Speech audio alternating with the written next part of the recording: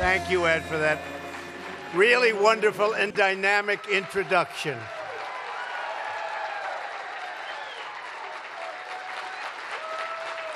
And because of Ed, I hear they had to make this room a lot larger quickly. So that's great. Thank you very much. Thank you, Ed, for that really wonderful and dynamic introduction.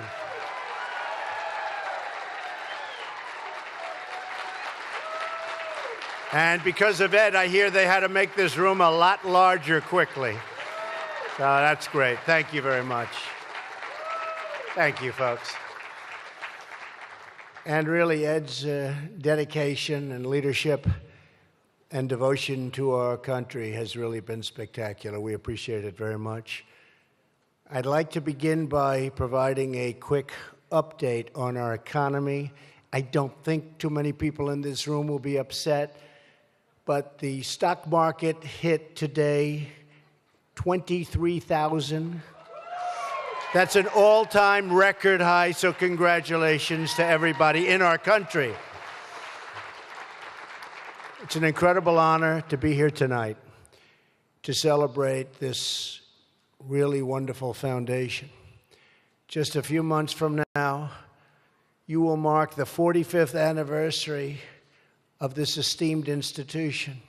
For nearly a half a century, you have been titans in the fight to defend, promote, and preserve our great American heritage.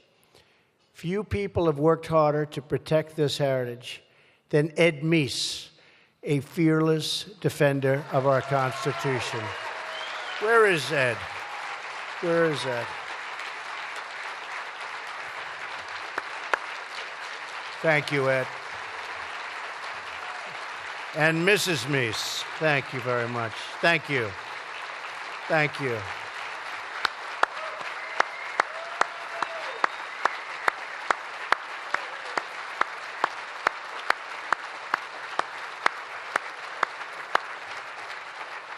Wow, that's a very popular couple, I must say.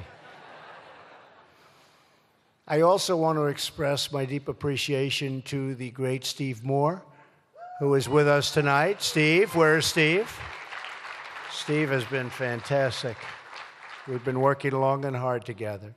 We're thrilled to be joined by many distinguished guests, including Senator Joni Ernst and Congressman Ron DeSantis. Please set up. Where's Ron? Ron DeSantis. Thank you, Ron, for everything. And thank you, Joni. Thank you, Joni. Thanks, Ron. Finally, I want to express our gratitude to Kay James, Bill Walton, and the dedicated scholars and staff at the Heritage Foundation. Thank you very much. Thank you. Great job. Everyone here tonight understands a core truth, that for America to have confidence in our future, we must have pride in our history. As Americans, we have inherited a special legacy of freedom, culture, laws, traditions, and values. Your organization is named the Heritage Foundation because you understand that our glorious heritage is the foundation of everything we hope to achieve. You understand that human progress must be built upon a firm foundation of timeless truths. These truths are immortalized in our founding documents. And the most important truth our founders understood was this: freedom is not a gift from government. Freedom is a gift from God.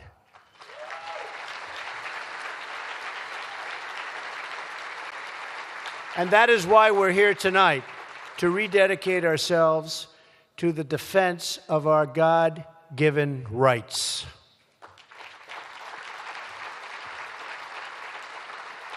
We're here to ensure that we defend this legacy from any threat, foreign or domestic, that would seek to weaken our values, diminish our freedoms, or dissolve the bonds that hold us so strongly and firmly together.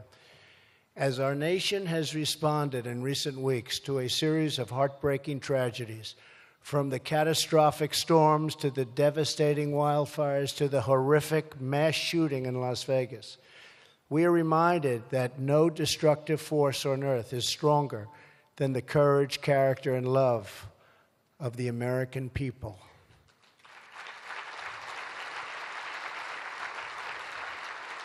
This is a time of great challenge for the world, but also a time of great opportunity.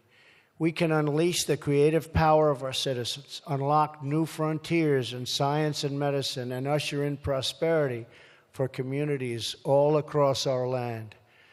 But to achieve these great things, we must hold fast to the values that define who we are as a people and as a nation.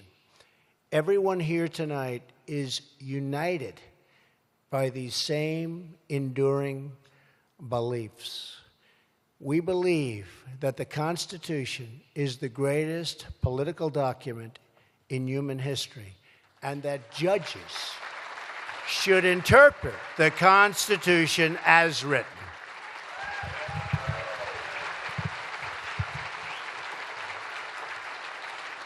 We believe we should preserve our history, not tear it down. Now they're even trying to destroy statues of Christopher Columbus. What's next? Has to be stopped. It's heritage. We believe that America is a nation of opportunity because we are a nation of laws, and we support the incredible men and women of law enforcement. We believe that our great American flag should be treated with reverence and respect, and that young Americans should be taught to love our country, honor our anthem, and proudly recite the Pledge of Allegiance.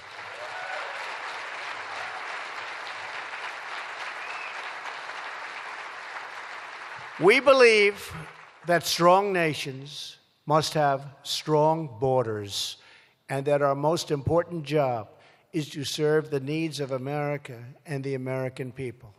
That includes common sense reforms like cracking down on sanctuary cities, ending catch and release, and very importantly, ending chain migration.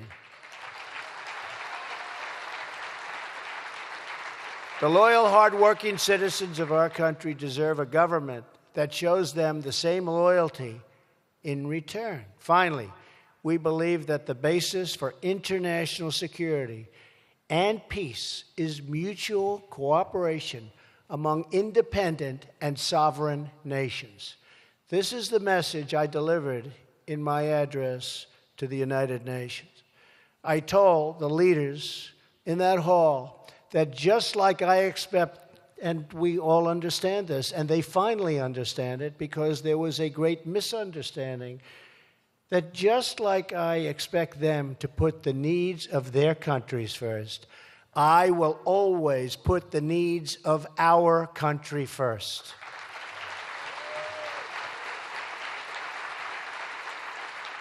That is why we are withdrawing from one-sided international deals like the Trans-Pacific Partnership and the Paris Climate Accord.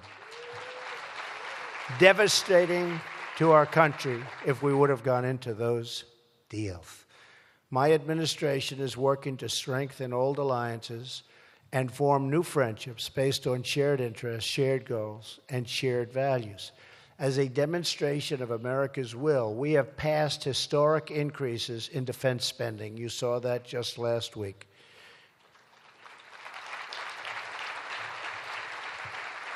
Because, as Ronald Reagan said, we believe in peace through strength.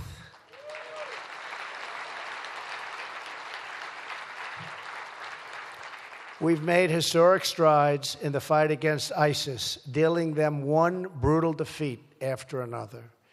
We are confronting dangerous regimes from North Korea to Iran. Last week, I announced our strategy to ensure the Iranian dictatorship never acquires a nuclear weapon.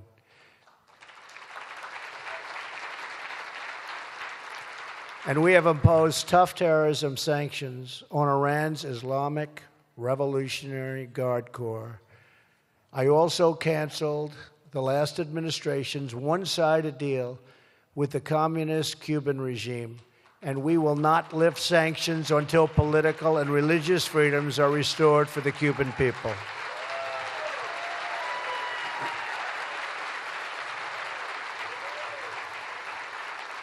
At the same time, we are confronting the socialist oppression of the Maduro regime. The problem in Venezuela is not that socialism has been poorly implemented, but that socialism has been faithfully implemented. We stand in solidarity with the people of Venezuela in their struggle for freedom. Here in America, we are strengthening our own freedom by appointing judges to the bench who will support and defend the Constitution of the United States.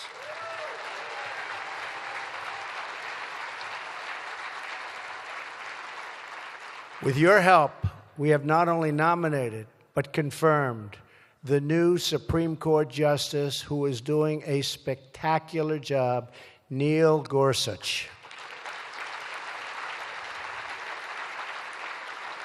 We have taken action to repeal the EPA's so-called Clean Power Plan, and we have ended, finally, the war on clean, beautiful coal.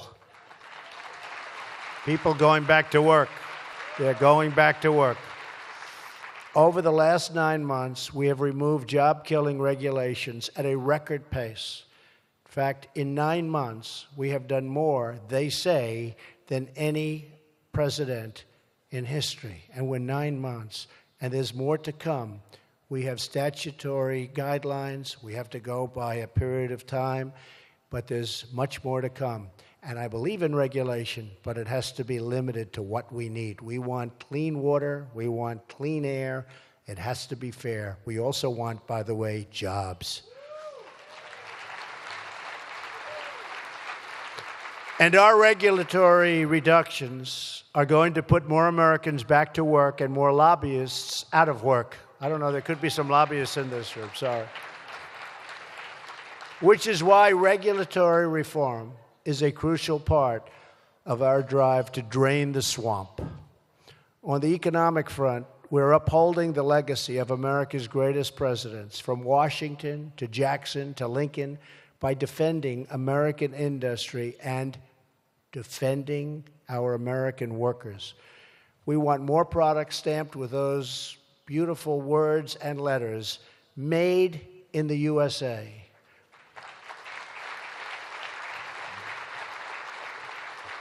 To restore opportunity and freedom, we must continue our campaign to repeal and replace the disaster known as Obamacare.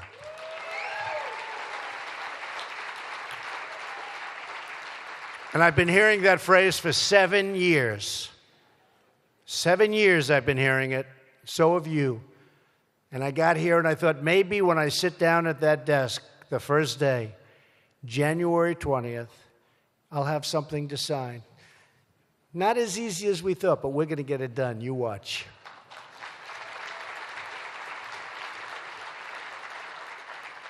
And I'm pleased that Democrats have finally responded to my call for them to take responsibility for their Obamacare disaster and work with Republicans to provide much-needed relief to the American people. While I commend the bipartisan work done by Senators Alexander and Murray, and I do commend it, I continue to believe Congress must find a solution to the Obamacare mess instead of providing bailouts to insurance companies.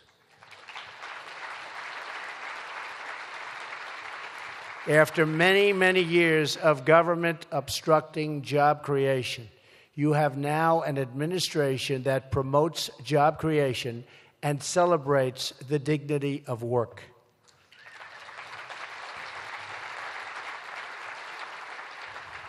Unemployment is, and this is something so important, unemployment is almost at a 17-year low. GDP growth reached more than 3.2% last quarter, and people said it would take years to get there. Manufacturing confidence is at record levels, but our country and our economy cannot take off like they should and like it should unless we transform America's outdated, complex, and extremely burdensome tax code.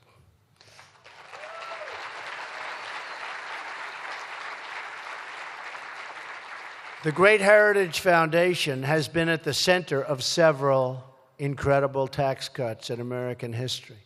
Working closely with the Heritage Foundation, Ronald Reagan cut taxes to unleash the economic miracle of the 1980s. You understand that lower taxes mean bigger paychecks, more jobs, and stronger growth. At the heart of our plan is a tax cut for everyday working Americans. The first $12,000 for a single individual and the first $24,000 for a married couple will be tax-free.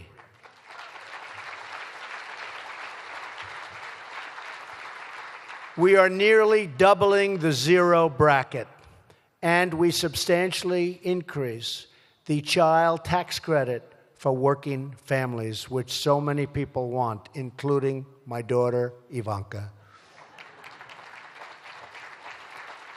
To save Americans precious time and money, we are also simplifying the tax code. Under our framework, the vast majority of families will be able to file their taxes on a single sheet of paper.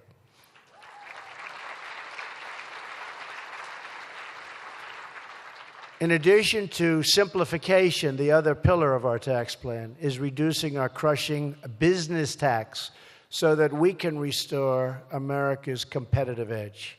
Today, our business tax rate is 60% higher than our average economic competitor. This is a giant, self-inflicted economic wound.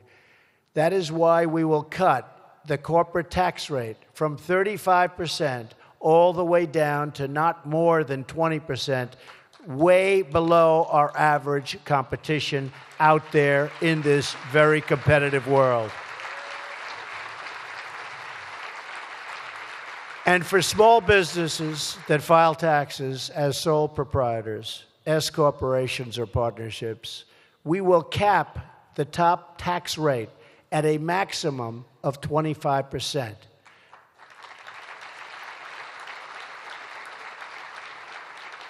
It's a tremendous reduction from what it is, and I will tell you, it's the biggest reduction in taxes in the history of this country.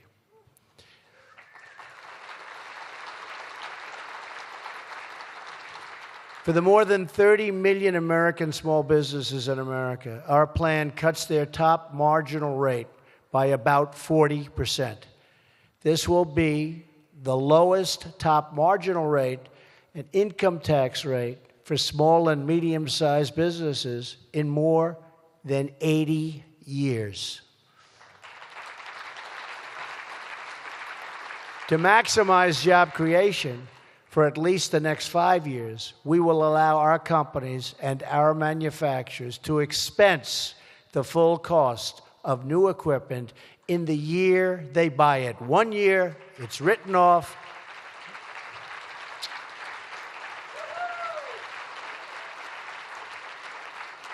Makes me want to go immediately back into business. And yes, we are ending the horrible and very unfair estate tax, also known as the death tax. Finally, we are going to bring back trillions of dollars currently parked overseas. You look at the money that can't come back into our country. I've been saying for years it's $2.5 trillion. Democrats want it back, Republicans want it back, and they have for a long time. They've never been able to make a deal. Lack of leadership. They've never been able to make a deal. We're putting that in our tax plan. We're going to bring, I think it's going to be over $3 trillion. It could be substantially more than that. Because if I'm saying $2.5 trillion, and I've been saying it for many years, we know one thing, it's a lot more now. Nobody really knows the answer. I will tell you, I think it's very substantially over $3 trillion that will be brought back in our plan and put to work in our country, not some other country. Our framework provides a one-time low tax on profits currently sitting offshore so that this money can come back right where it started, come back home to America where it belongs. And believe me, we can use it in this country. We need it so badly for so many things, including infrastructure, which we'll also be doing. We will eliminate the penalty on bringing home, and we have to do that, future earnings. My Council of Economic Advisors estimates that this change, along with a lower business tax rate, would likely give the typical American household around a $4,000 pay raise. And that's money that'll be spent in our economy. Our tax plan will ensure that companies stay in America, grow in America, and hire in America. We will lift our people from welfare to work, from dependence to independence, and from poverty to total, beautiful prosperity. Which is why we need the help of the Heritage Foundation and everyone here tonight to get our tax cuts through the House, through the Senate, and to my desk for signature.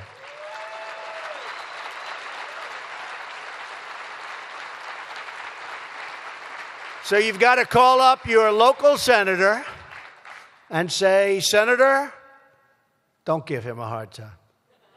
Don't give him a hard time. It's going to be hard getting the Democrats because they're obstructionists and they vote in blocks.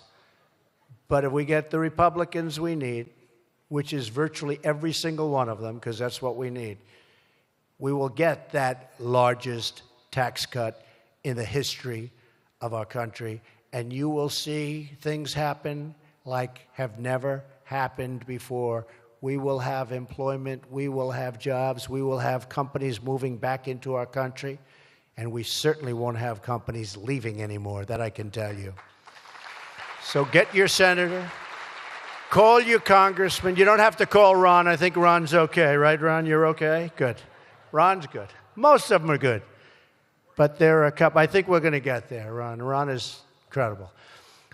So let's give our country the best Christmas present of all, massive tax relief.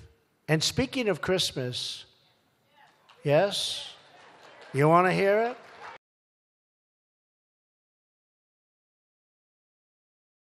All right, folks, thank you very much for joining us and choosing us as your stream of choice. It should start soon. It's scheduled to start in 15 minutes.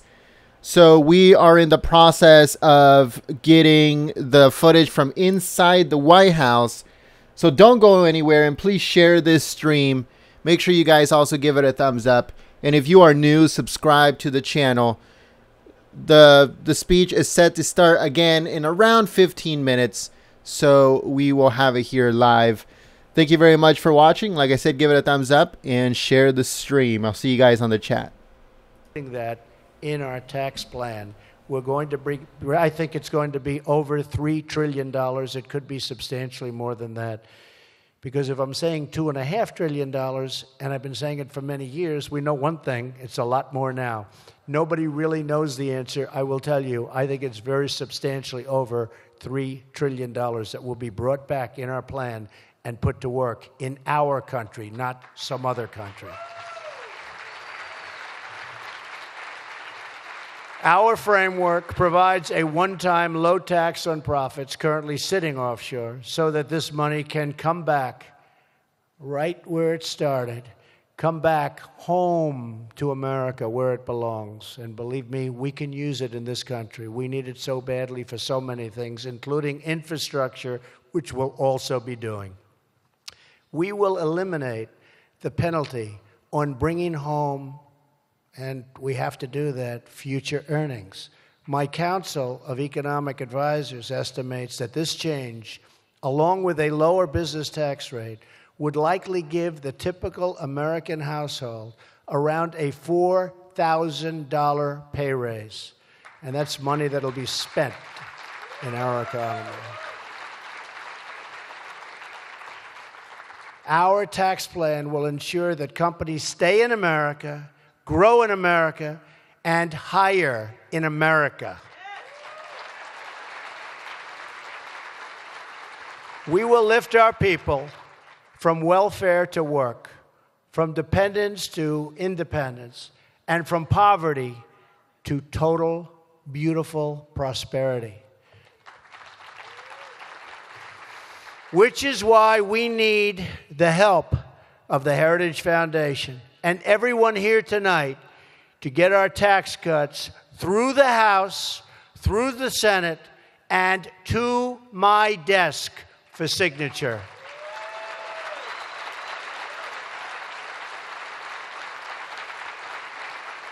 So you've got to call up your local senator and say, Senator, don't give him a hard time.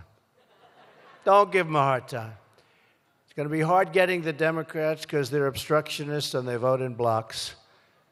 But if we get the Republicans we need, which is virtually every single one of them, because that's what we need, we will get that largest tax cut in the history of our country. And you will see things happen like have never happened before. We will have employment, we will have jobs, we will have companies moving back into our country, and we certainly won't have companies leaving anymore, that I can tell you. So get your senator, call your congressman. You don't have to call Ron. I think Ron's okay, right, Ron? You're okay? Good. Ron's good. Most of them are good. But there are a couple. I think we're going to get there, Ron. Ron is incredible. So let's give our country the best Christmas present of all. Massive tax relief. And speaking of Christmas, yes? You want to hear it? Speaking, I'm talking about Christmas present. I'll give you a bigger Christmas present. You're going to be saying Merry Christmas again, okay? You're going to say Merry Christmas. You know, you go to the stores, and they have the red walls, and they have the snow, and they even have the sleigh and the whole thing. They don't have Merry Christmas. They don't have Merry Christmas. I want them to say, Merry Christmas, everybody. Happy New Year, happy holidays, but I want Merry Christmas. We're going to say it again. It's happening already. You know it. You know it's happening again. This is our chance to truly make a difference. This is our opportunity to unleash a new middle-class miracle. This is our once-in-a-generation opportunity to revitalize our economy, revive our industry, and renew the American dream. The Heritage Foundation can once again help make history by helping to take this incredible idea, this proven idea, this tax cut, making it a reality for millions and millions of patriotic Americans. We know that when the hardworking people of this country huddle in the break room, at the rest stop, or at the end of a long shift, they take pride in knowing that the projects they work and the products they make aren't just building business. They're building families and communities, and most of all, they are building this nation that we all love so much.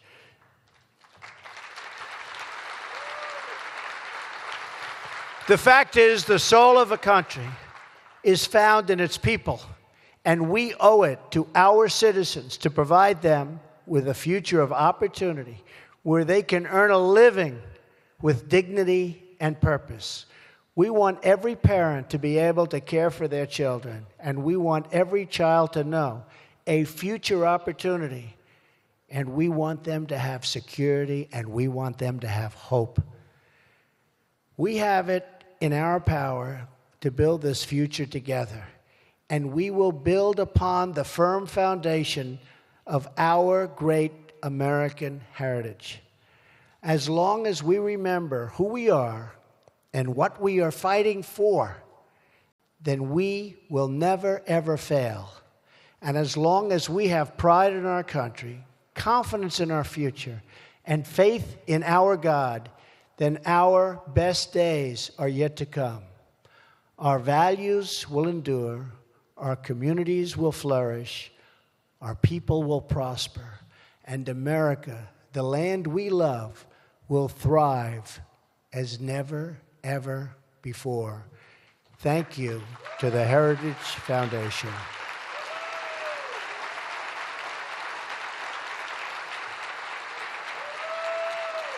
Thank you.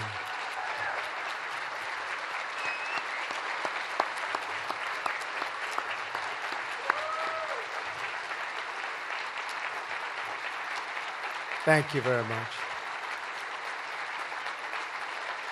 Thank you very much.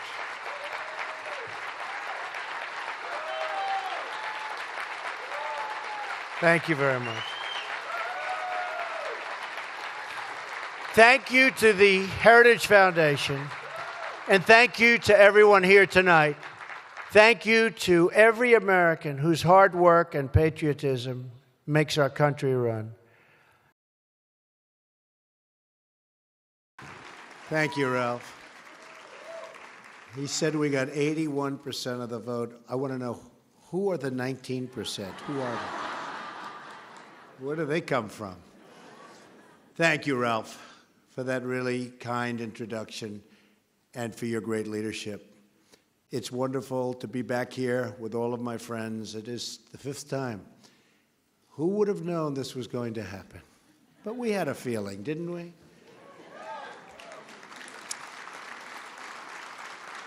And Ralph, I want to congratulate you and your wife, Joanne, and each and every person in the audience today. In just a few years, you've helped turn a small organization into a really nationwide, beautiful movement.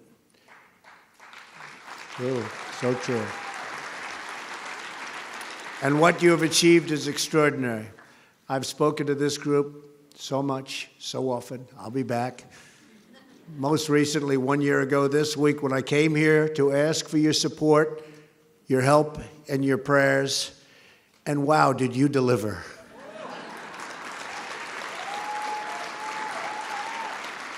You really did. Last year, you knocked on more than 1.2 million doors in the key battleground states, where, as you remember, we focused.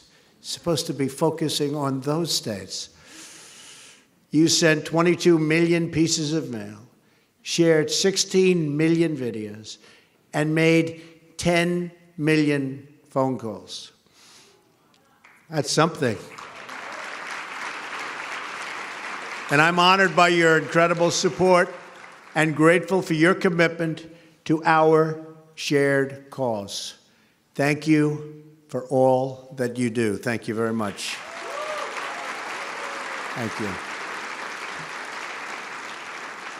You didn't let me down, and I will never, ever let you down. You know that. We will always support our evangelical community and defend your right and the right of all Americans to follow and to live by the teachings of their faith. And as you know, we're under siege. You understand that. But we will come out bigger and better and stronger than ever. You watch. You fought hard for me, and now I'm fighting hard for all of you. I have one goal as president, to fight for the American people and to fight for America and America first.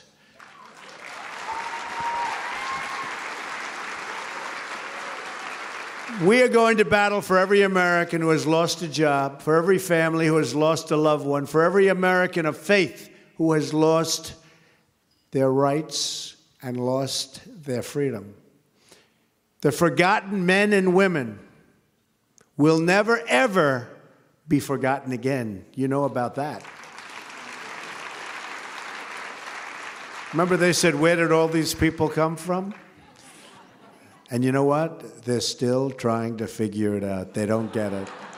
They don't get it. Your voices will resound across the halls of our capital and across the world. We recite today the words of Isaiah chapter 1, verse 17. Learn to do right, seek justice, defend the oppressed, take up the cause of the fatherless, plead the case of the widow. The entrenched interest and failed bitter voices in Washington will do everything in their power to try and stop us from this righteous cause, to try to stop all of you. They will lie, they will obstruct, they will spread their hatred and their prejudice. But we will not back down from doing what is right. Because as the Bible tells us, we know that the truth will prevail, that God's glorious wisdom will shine through, and that the good and decent people of this country will get the change they voted for and that they so richly deserve.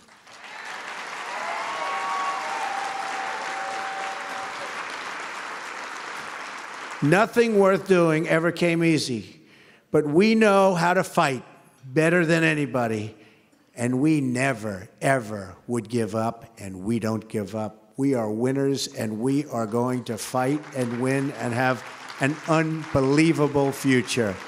Unbelievable future, and it's going to be together. We are keeping the solemn promises that we made to the great citizens of our country. We are eliminating job-killing regulations, reversing government overreach, and returning power back to everyday Americans, the way the country started. In just a short period of time, we've already added nearly 1 million new jobs and approved historic increases in military spending. We've achieved a record reduction in illegal immigration. Did you see at the southern border? 75%. 75%. If they do 1% in the past, it used to be, oh, we're doing so well. 75%. General Kelly is doing a great job. And we are protecting our families, schools, and cities by removing the gang members. MS-13.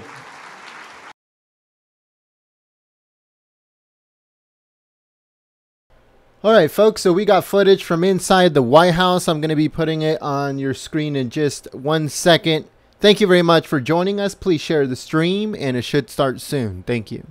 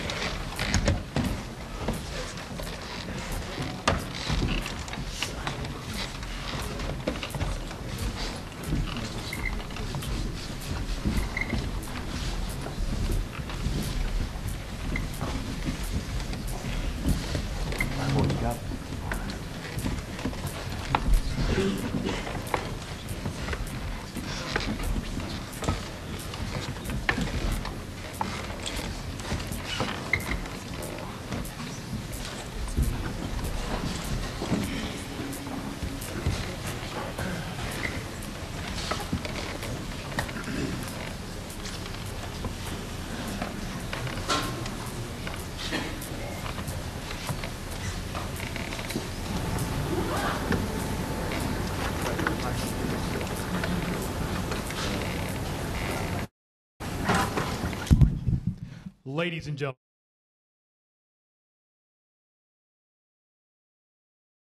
and Mrs. Trump.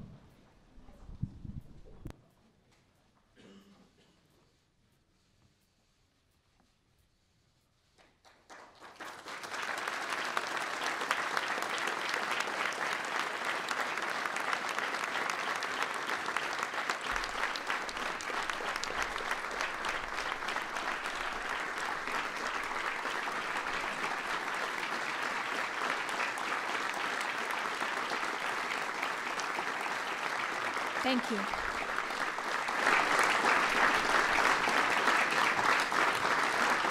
Thank you. Please sit down. Thank you.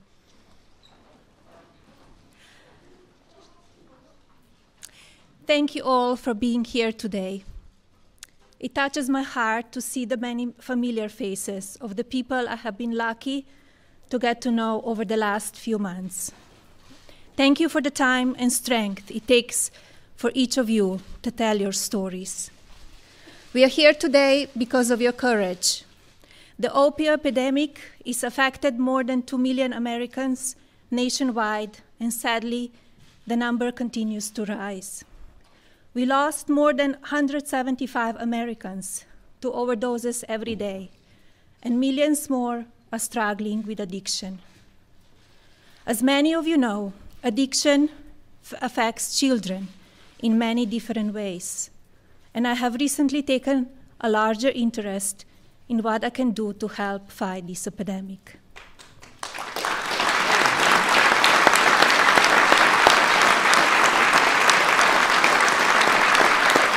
I have been participating in meetings and listening sessions, and I have been visiting with people who have been affected by this disease. I want to take a moment now to tell you what I have learned from the men and women on the front lines of this epidemic. Don Holman talked to me about his son Garrett, who took medication for ADHD and suffered from depression and anxiety. He explained that social media played a part in his son's erratic moods and behaviors. Garrett started to buy synthetic opioids online and self-medicated for his depression, passing away from an overdose just 8 days before his 21st birthday. Don Holman taught me that the stigma of drug addiction must be normalized, and talking about it is the only way to do that. Coach David McGee talked about his friend who became addicted after his pain medication were prescribed for sports injury. His friend died from an overdose, and through his tragic loss, Coach McKee taught me how important it is to educate kids, athletes, and parents because his friend was not weak-minded. In fact, like so many of our kids today, he was competitive and strong-willed. Sabra Jean Collar, who is now in her 10th year of recovery, helped me learn that drug addiction is an effective disease, but with the proper support and medical attention, a person can move on to live a healthy and happy life. We are so proud of you for all that you have overcome, Sabra, and pray for you as you continue on this journey. Where are you, Sabra? Hello. Thank you.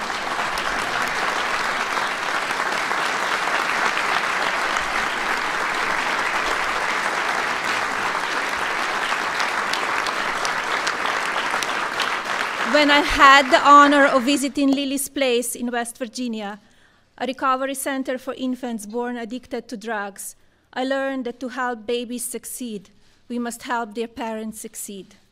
By placing a priority of the whole family, Lily's Place is giving infants the best opportunity to thrive because their parents are being given the support and tools they need to succeed. I want to thank Rebecca Crowder and the staff at Lily's Place for their heroic efforts. Thank you.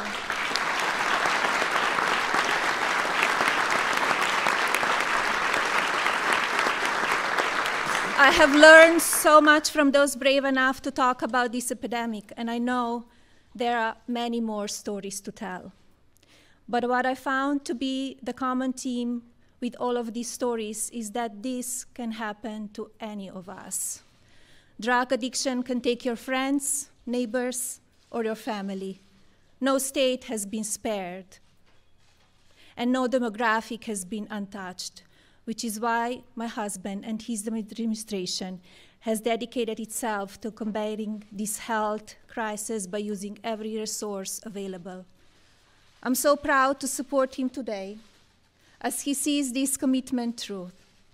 I look forward to continue my work on behalf of children across the country and hope that citizens everywhere will join forces with this administration to help end this health crisis. Thank you very much for being here with us today.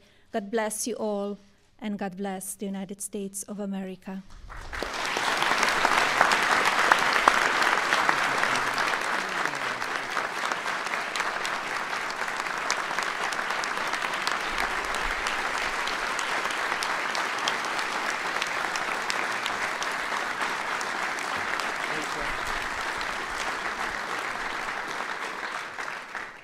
Thank you, Melania, for your moving words and for your devotion. I mean, it's a very deep devotion, I can tell you that, to our nation and its children. Thank you also to members of Congress, my cabinet, governors, members of Congress, state, local leaders, first responders, and healthcare professionals gathered here today. We have some truly incredible people in this room, that I can tell you.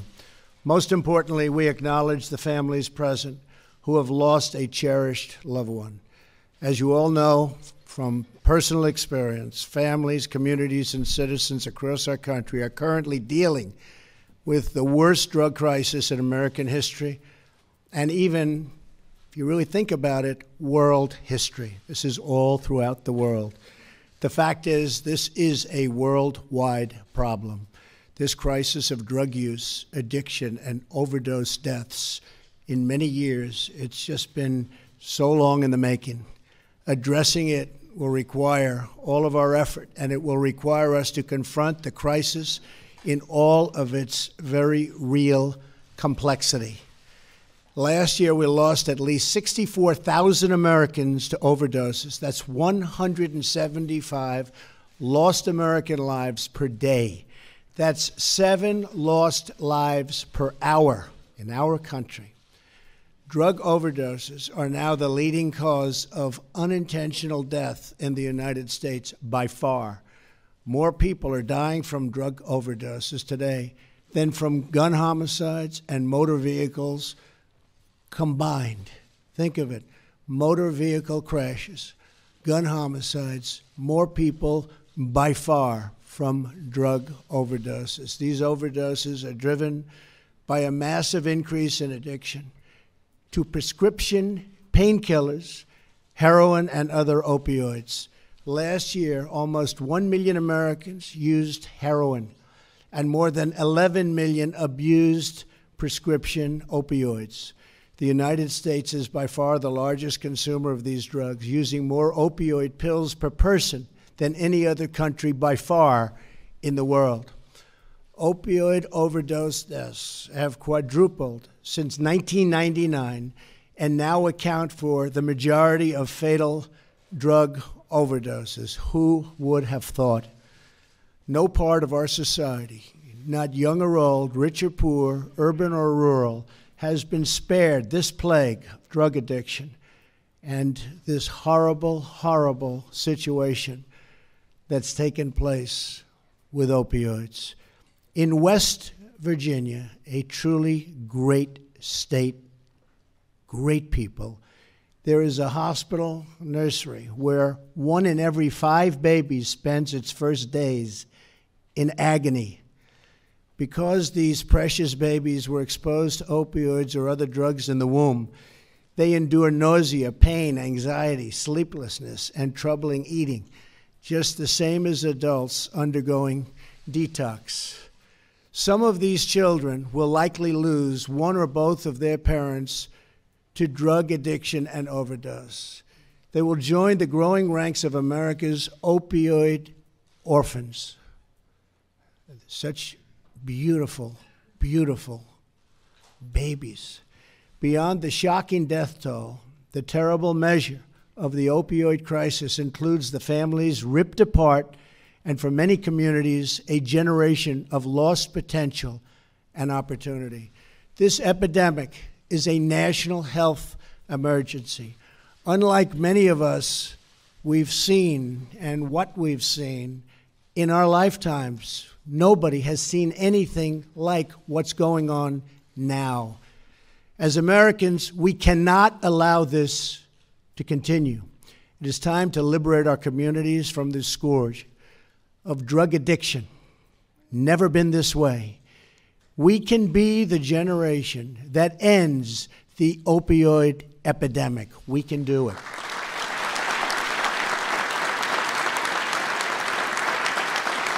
We can do it.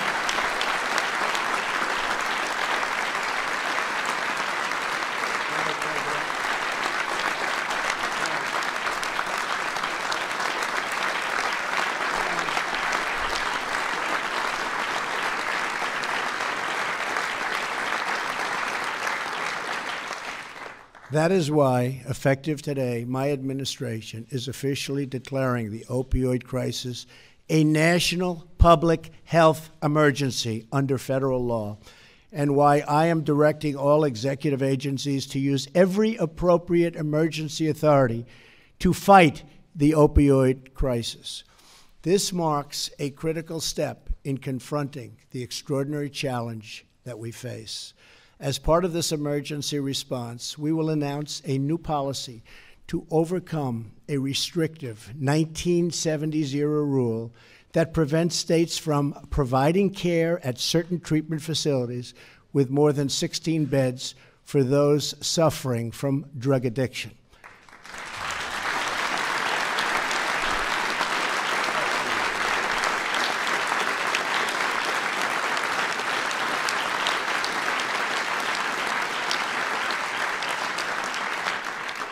A number of states have reached out to us asking for relief, and you should expect to see approvals that will unlock treatment for people in need, and those approvals will come very, very fast, not like in the past, very, very quickly. Ending the epidemic will require mobilization of government, local communities, and private organizations. It will require the resolve of our entire country. The scale of this crisis of addiction is why, soon after coming into office, I convened a presidential commission headed by Governor Chris Christie that has consulted with experts across America to listen, to learn, and report back on potential solutions. We await the final report, which will come in next week, And I know some of the report has already been seen because I want to see it as quickly as possible. And some of the things that they are recommending are common sense, but very, very important. And they're going to have a tremendous impact. Believe me, tremendous impact. Today, I will detail many of these aggressive steps with my administration, which we've already taken. After we review and evaluate the Commission's findings, I will quickly move to implement approximate and appropriate recommendations. But I want the American people to know the federal government is aggressively fighting the opioid epidemic on all fronts. We're working with doctors and medical professionals to implement best practices for safe opioid prescribing. And we will do something very, very special. We are requiring federally employed prescribers to receive, finally, special training. The Centers for Disease Control and Prevention has launched a prescription awareness campaign to put faces on the danger of opioid abuse. I want to acknowledge CVS Caremark for announcing last month that it will limit certain first-time opioid prescriptions to 7-day supplies, among other important reforms. And I encourage other companies to do their part to help to stop this epidemic.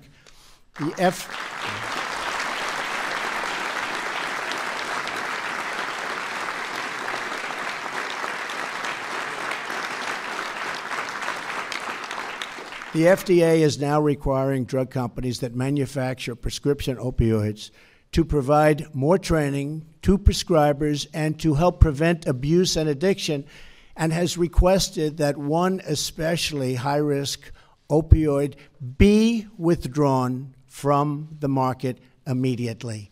We are requiring that a specific opioid, which is truly evil, be taken off the market immediately.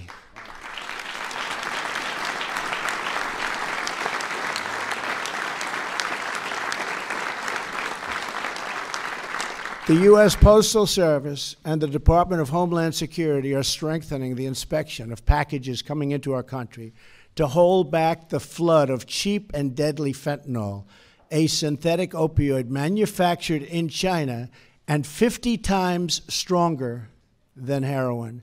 And in 2 weeks, I will be in China with President Xi, and I will mention this as a top priority.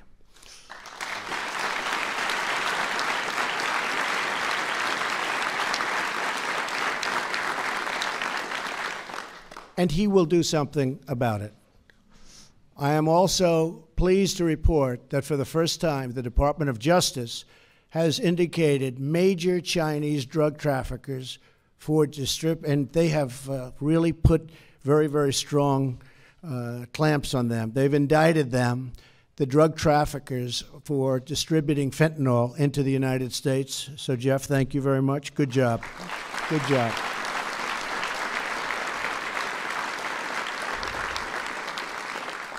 And they've been indicted, and we're not going to forget about them. Believe me, they are doing tremendous harm to our country. The Justice Department is aggressively and really valiantly pursuing those who illegally prescribe and traffic in opioids, both in our communities and on the internet. And I will be looking at the potential of the federal government bringing major lawsuits against bad actors. What they have and what they're doing to our people is unheard of. We will be bringing some very major lawsuits against people and against companies that are hurting our people, and that will start taking place pretty soon.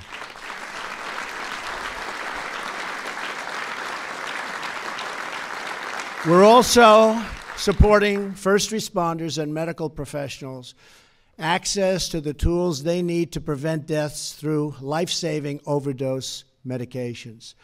At my direction, the National Institute of Health, headed up by Francis Collins, has taken the first steps of an ambitious public-private partnership with pharmaceutical companies to develop non-addictive painkillers and new treatments for addiction and overdose. So important.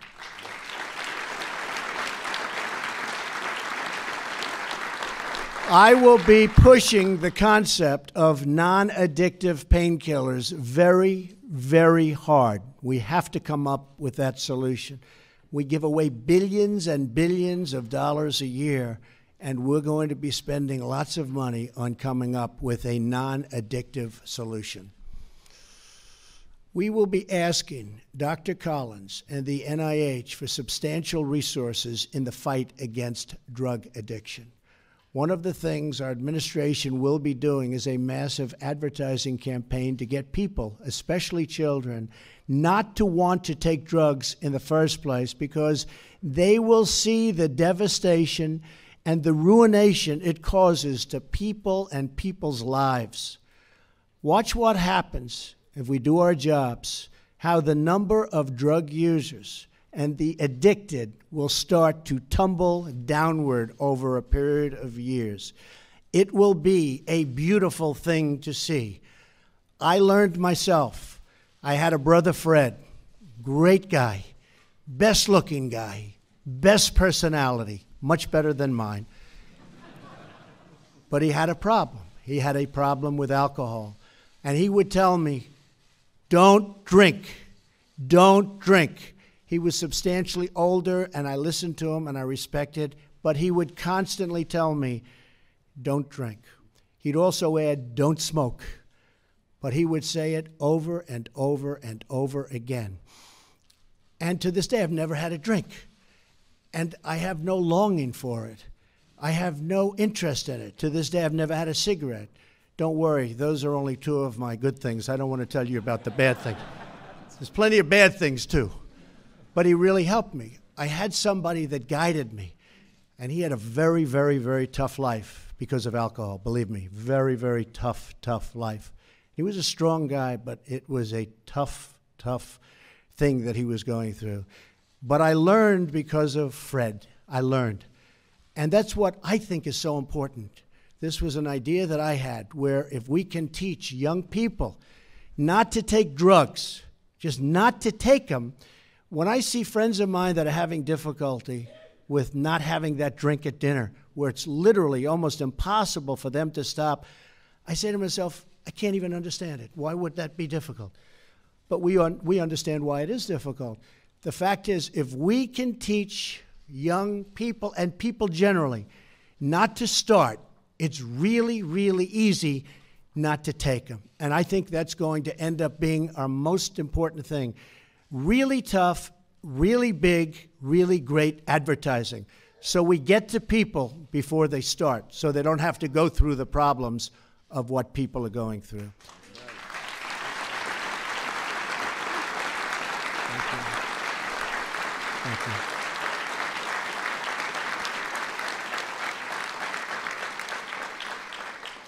you. We are already distributing nearly $1 billion in grants for addiction prevention and treatment, and over $50 million to support law enforcement programs that assist those facing prison and facing addiction.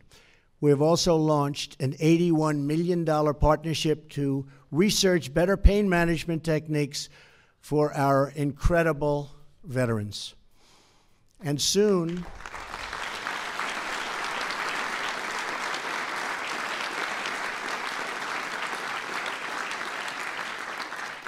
and by the way, Secretary Shulkin is here. You have done an incredible job for our veterans in a very short period of time. And soon, HHS will launch a task force to develop and update best practices for pain management across the federal government. I am urging all Americans to help fight this opioid epidemic and the broader issue of drug addiction by participating in the National Prescription Drug Take-Back Day this Saturday.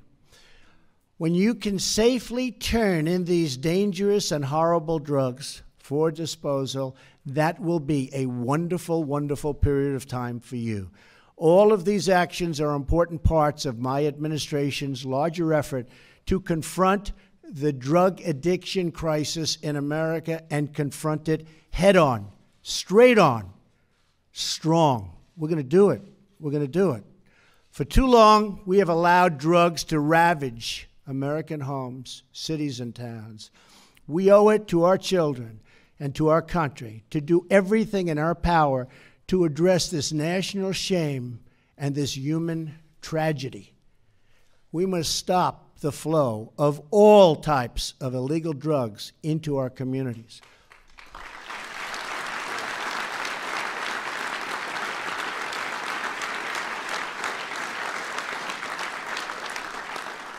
For too long, dangerous criminal cartels have been allowed to infiltrate and spread throughout our nation. An astonishing 90% of the heroin in America comes from south of the border, where we will be building a wall which will greatly help in this problem.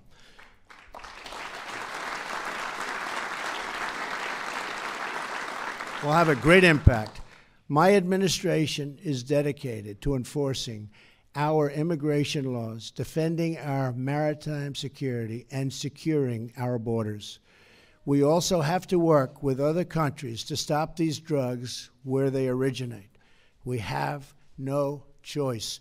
We have to work with others. We have to get together because they have similar problems to what we have. Some countries have bigger problems than we have. Whether that country is China, whether it's a country in Latin America, it makes no difference. We're going to be working with all of them. We're taking the fight directly to the criminals in places that they're producing this poison.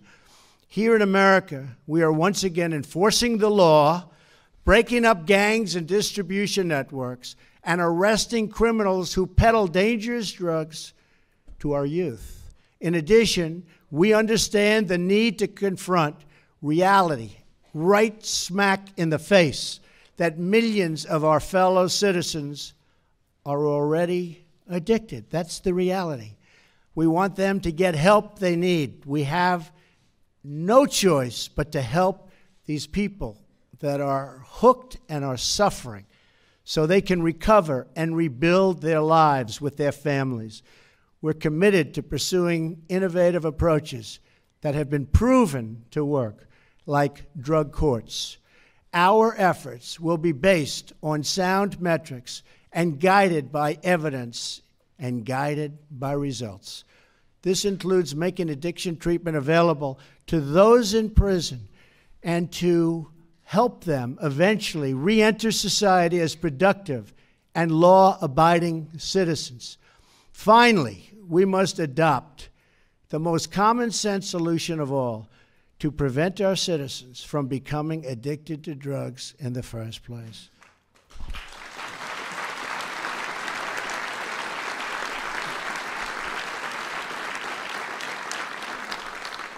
We must and are focusing so much of our effort on drug demand reduction. We must confront the culture of drug abuse head on to reduce demand for dangerous narcotics. Every person who buys illicit drugs here in America should know that they are risking their futures, their families, and even their lives. And every American should know that if they purchase illegal drugs, they are helping to finance some of the most violent, cruel, and ruthless organizations anywhere in the world. Illegal drug use is not a victimless crime. There is nothing admirable, positive, or socially desirable about it. There is nothing desirable about drugs. They're bad.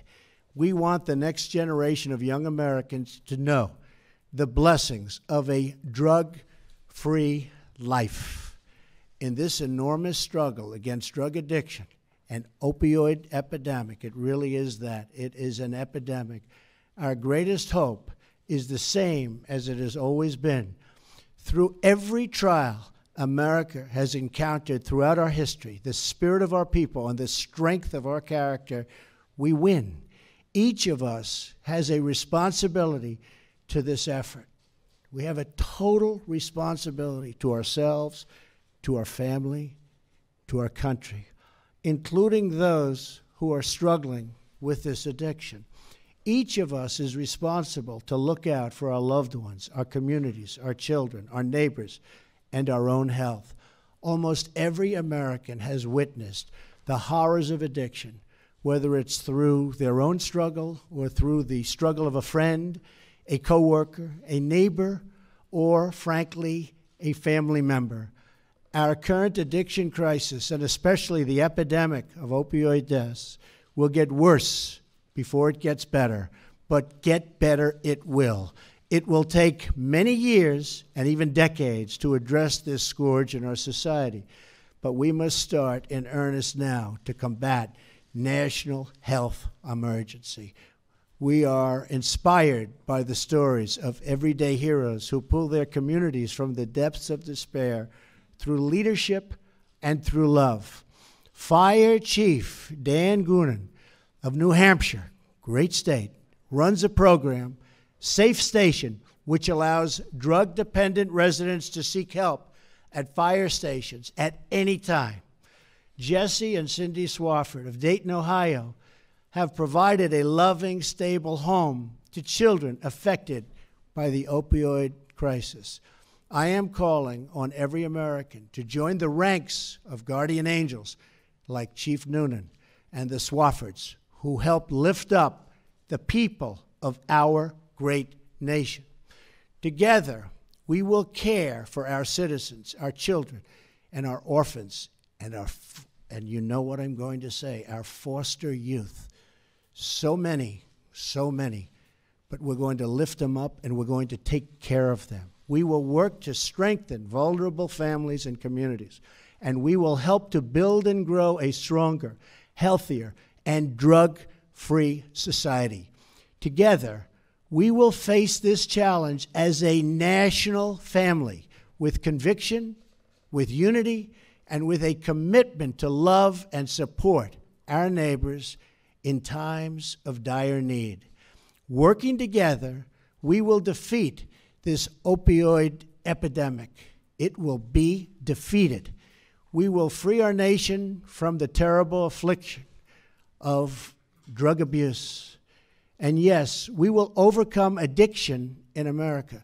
We are going to overcome addiction in America. We have fought and won many battles and many wars before, and we will win again. Thank you, God bless you, and God bless America. Thank you. Thank you.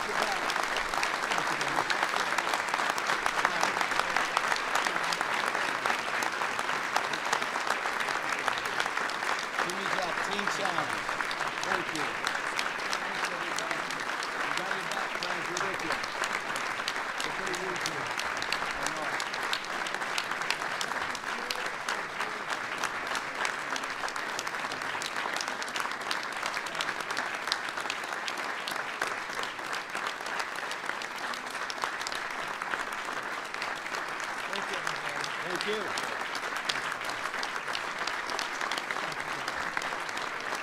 Praying for you.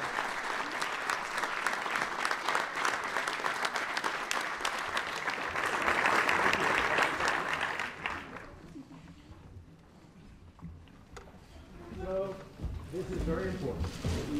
Combating the national drug demand and opioid crisis, right? So important. We will win, right?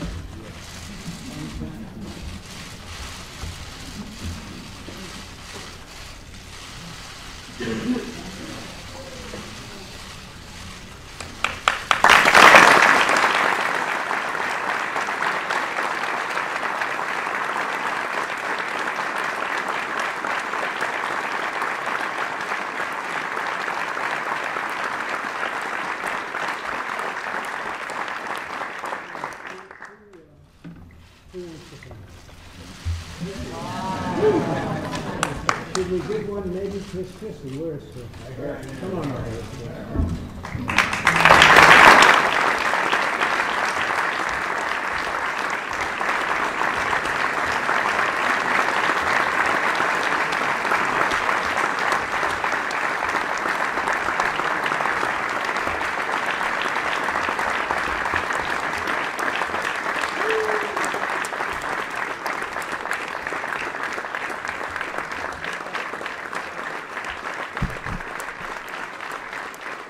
Ladies and gentlemen, please remain in your seats as the President and Mrs. Trump depart the East Room.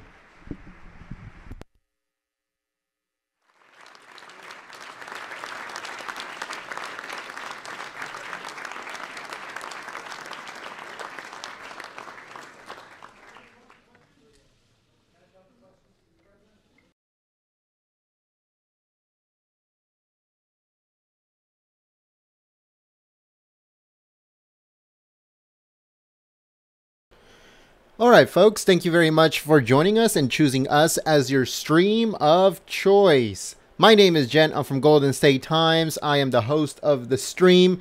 If you are new to our community, we encourage you to subscribe and click the notification bell.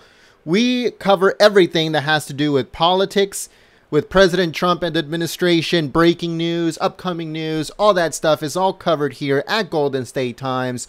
So if you are new and you like our coverage, you like our live streams, we encourage you to join the community. But like I said, hitting that subscribe button and the notification bell, so that way you get a heads up when we do a live stream. If you've been with us for a while, make sure that you're still subscribed. YouTube has been unsubscribing people for no reason, so make sure that the subscribe button is gray instead of red. Also, if you guys would like to sign up to our newsletter, it's on our website. So make sure you head over there at goldenstatetimes.com. Again, that's goldenstatetimes.com. Make sure you guys sign up for the newsletter. There's also a link in the description below. If you click on it, it will take you to the form to sign up, and you'll be receiving a newsletter from us every other day with news and articles and videos, future live streams, previous live streams that you might have missed, all that good stuff on our newsletter is sent every other day straight to your inbox. So make sure you guys sign up. Thank you very much to everyone that came out, shared the stream. You guys are amazing. The only way we can continue streaming is if you guys share that link, share it on social media, and get people in here into the chat, and for everybody to have fun. And plus, it helps us, and it spreads out the word of what's going on with the administration and all that good stuff. So thank you very much to those that shared the stream on social media, and thank you very much to the moderators for keeping the chat clean and enjoyable for everyone. You guys do an amazing job, and I thank you so much for helping us out. So yeah, folks, stay tuned. There's a lot of stuff coming later on today. If the State Department briefing is not going on right now, then we'll probably stream it. But if it's in the middle, then we'll be uploading it as soon as it's done. So thank you very much, and I'll see you soon. My name is Jen. I'm from Golden State Times, and I'll see you soon. Peace.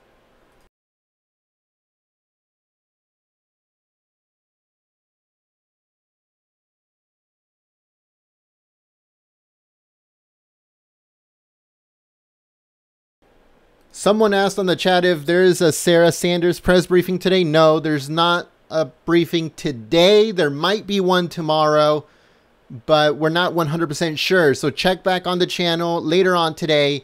Most likely by the end of the day, going into the evening, we'll probably have an update if there's going to be a press briefing tomorrow. Thank you.